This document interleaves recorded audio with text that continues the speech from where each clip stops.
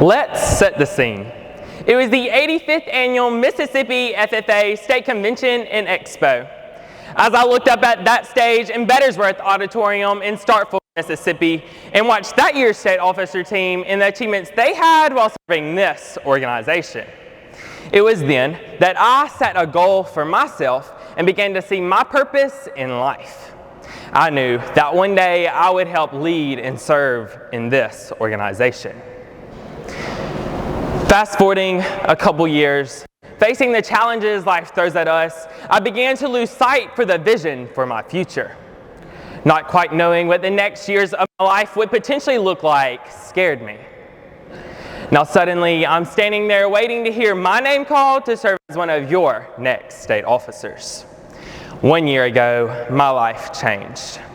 My dream, that goal I set for myself in the 8th grade, the value I hold myself up to, and my purpose was all coming together. Now, as I stand here on this stage, I can say that I fully recognize my full potential.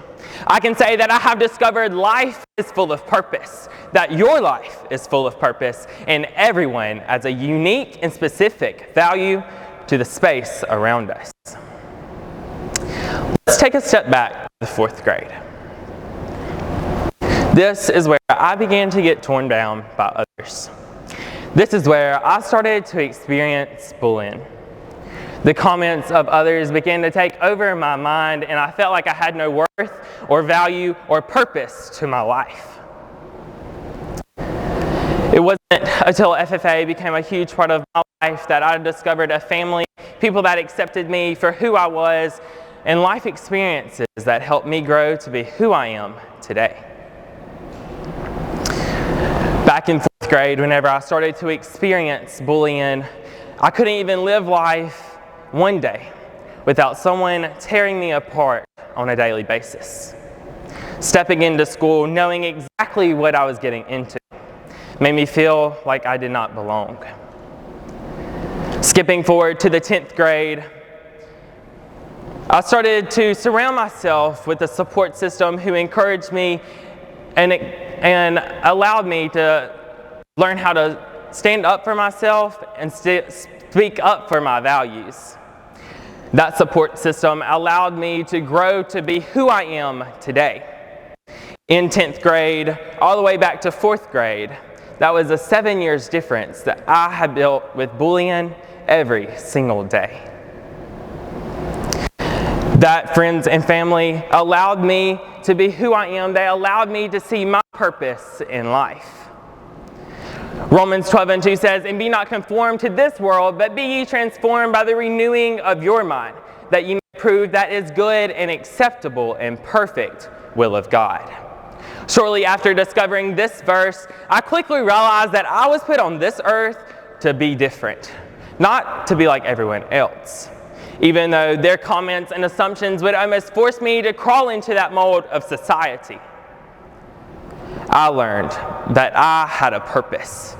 Suddenly, others' comments and assumptions did not matter. Suddenly, I knew my value. I knew my purpose, and I knew I mattered. Back in August, I started a job on a farm. Little did I know, this job was going to teach me so much I needed to know. You see, my boss lady, Miss Gwinnett, isn't just a normal farmer. She began to take me under her wing and teach me lessons I needed to know in life and on the farm. These lessons did not come from a book, but they came from life experiences she already had. Ms. Gwinnett and I became best friends, working together every single day, sharing our similarities, cracking a few jokes here and there, and her pouring her advice into my life is what was keeping me going. I remember one day we was working just like every other day. We came upon a calf that was just born, but this calf was deformed. In this particular situation, this calf was rather large, and its back legs was locked up from being smushed in the womb. This calf could not walk, and not to mention it didn't even have a tail. Many farmers would have seen this calf's lives as unvaluable and not worthy, but not Miss Gwinnett. You see, Miss Gwinnett is a type of leader that is not going to give up even if the situation looks impossible. We spent countless minutes and hours working on that calf, even though others might have not seen it as worthy or valuable.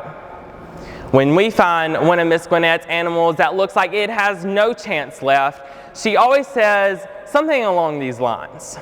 If that is going to die, it's going to die because we didn't try. You see, whenever she says that statement to me, I always make sure to take a step back, look at the situation from a wider lens, and realize that we can try. Miss Gwinnett has always inspired me. Her advice was always a treasure and will always be valuable to me in the situations I am in. She saw that calf's life as valuable, even when others might see them not as worthy or unvaluable. Members and guests, please stand with me.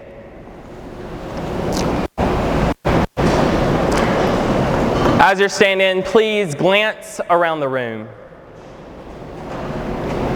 We are all diverse in several different ways, but today we are here under the same roof, wearing or supporting the same blue jacket. Members and guests, you matter. The value you bring to the table matters. You matter because someone is counting on you. Someone is counting on you to step out of your way to make sure they know they matter, because we all matter.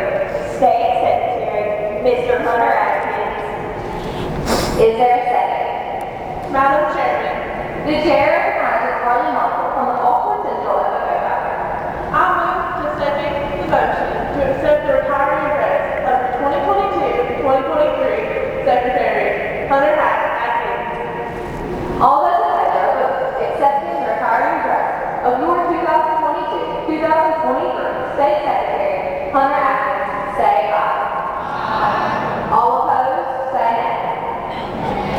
Motion passes.